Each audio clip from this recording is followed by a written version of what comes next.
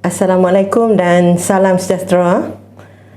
Untuk hari ini kita akan berbincang ataupun bersembang santai untuk KPM Perkasaku. Pada hari ini kita akan menyentuh secara menyeluruh. Okey, tanpa membuang masa, saya ingin menyoal serba sedikitlah kepada fikir satu kita, Cikgu Zulkarnain. Okey, Cikgu Zul. Ya, saya. Apakah matlamat utama KPM Perkasaku? Okey, terima kasih Cikgu Surati. Selaku jurulatih utamalah bagi Negeri Perlis. Assalamualaikum warahmatullahi wabarakatuh. Baik, apakah KPM Perkasaku? Baik, KPM Perkasaku ni adalah merupakan program yang dilaksanakan di peringkat kementerian. Baik, matlamat utama ialah untuk memperkasakan kemahiran asas, literasi dan numerasi serta merapatkan jurang pembelajaran akibat daripada pelaksanaan PDPR yang disebabkan oleh COVID-19. Itu utama. Ya, Kati. Okey, untuk objektif dia, objektif catch-up plan ni. Okey, catch-up plan catch-up plan ni ialah, kalau kita tengok daripada bahasa Inggeris, kalau kita ubah swear, dia maksudnya lebih kurang rancangan mengejar ketinggalan lah. Apa yang kita tertinggal, guru-guru tertinggal daripada PDPR yang dilaksanakan. Baik, objektif yang pertama, untuk tingkatkan pengurusan kandungan asas kurikulum ataupun KAK tahun semasa secara optimum, kemahiran asas. Yang kedua, untuk rapatkan jurang pembelajaran murid yang wujud semasa krisis COVID-19 ni, PDPR tu ya.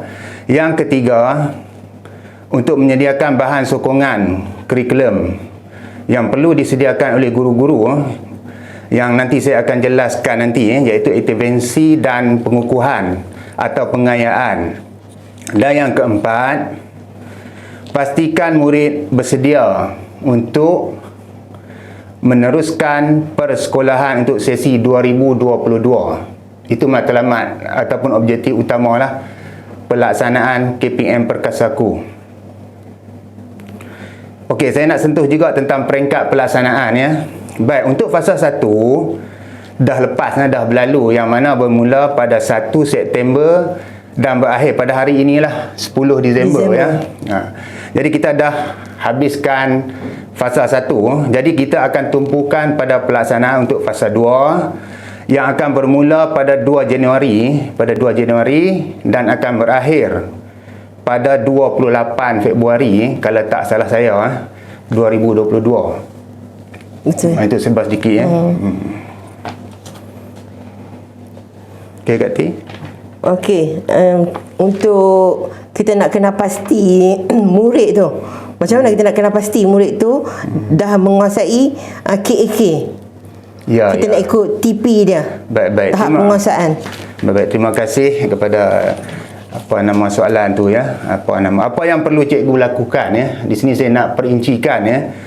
Yang pertama, berdasarkan kepada yang pertama lah diagnosis. Cikgu-cikgu semua dah melaksanakan diagnosis tahap penguasaan murid, iaitu yang terdiri daripada 6 elemen lah. Yang pertama, apa yang murid tahu.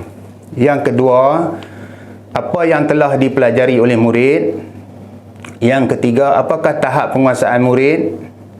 Yang keempat, apakah masalah dalam pembelajaran. Yang kelima, apakah persediaan untuk tahun berikutnya. Dan yang keenam, apakah murid yang perlu berada. Baik, daripada apa yang saya jelaskan ini, baik, guru-guru telah menetapkan tahap pencapaian pada akhir tahun yang lalu, di mana murid-murid telah diberi tahap pencapaian berdasarkan kepada subjek masing-masing lah. iaitu bermula daripada tahap 1 hinggalah ke tahap yang ke-6, tahap 1 hingga tahap 6. Baik, untuk makluman cikgu-cikgu, setiap tahap yang cikgu beri kepada murid dalam kelas cikgu tu, cikgu perlu laksanakan apa yang cikgu dah berikan. Okey, saya nak bagi contoh di sini. Baik, sekiranya cikgu memberi tahap 1 dan TP1 dan TP2. Bermaksud murid-murid yang mencapai tahap TP1 dan TP2, murid-murid ini dianggap sebagai gagal lah, no? Jadi cikgu-cikgu perlu menyediakan peluang, perlu melaksanakan intervensi lah bagaimana untuk mencapai tahap 3 ketika fasa 2 ini dilaksanakan, iaitu bermula pada buka sekolah ni lah, 2 hingga 28 Februari yang nanti. Dan yang kedua, untuk murid-murid yang dah capai tahap 3 dan tahap 4, tahap 5 dan tahap 6. Okey, murid-murid ini dikira telah berjaya, no? Melepasi tahap, maknanya dia sekurang-kurangnya 3. Jadi apa yang perlu guru-guru lakukan? Yang pertama, untuk murid-murid ini, guru-guru perlu merancang untuk menentukan pengukuhan. Pengukuhan ni kita perlu beri kepada murid-murid terutama yang tahap 3 dan 4. Untuk tahap yang lebih tinggi, untuk tahap 5 dan tahap 6, cikgu-cikgu perlu laksanakan aktiviti yang lebih advantage lah, iaitu pengayaan untuk mereka supaya mereka ini lebih faham dan lebih bersedia, terutamanya untuk naik ke tahun berikutnya. Okey, terima kasih Cikgu Zul.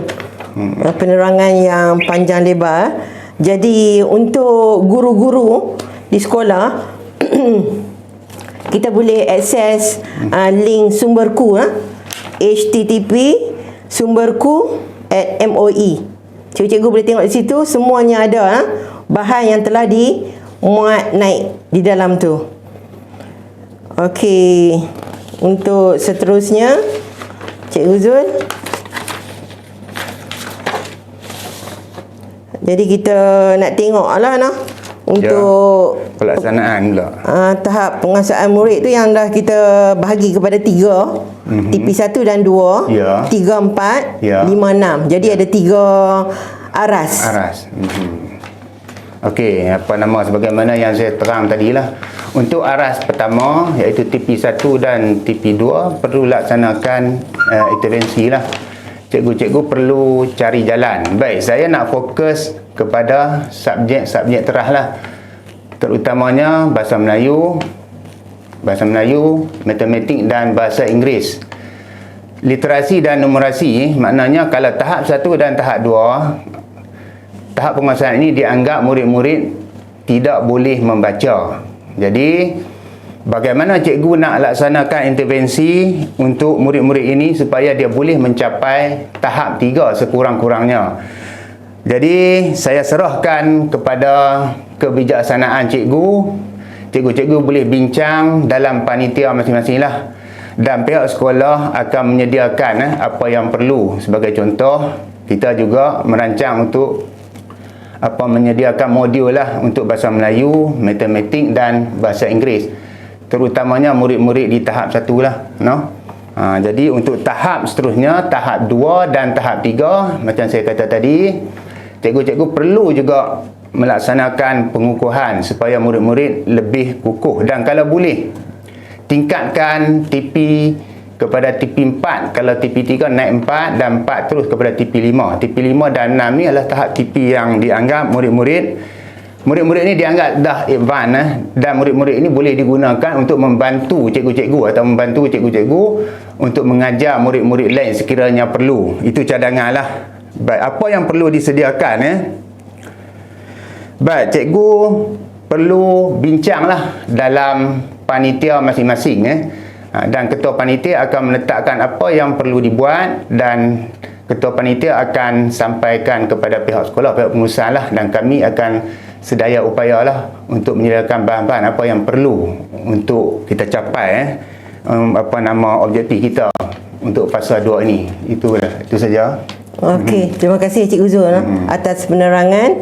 Okey, untuk hari ini setakat ini saja yang dapat kita bincangkan. Okey, kita Mungkin kita akan bertemu lagi di lain masa. Okey. Assalamualaikum. Assalamualaikum warahmatullahi wabarakatuh.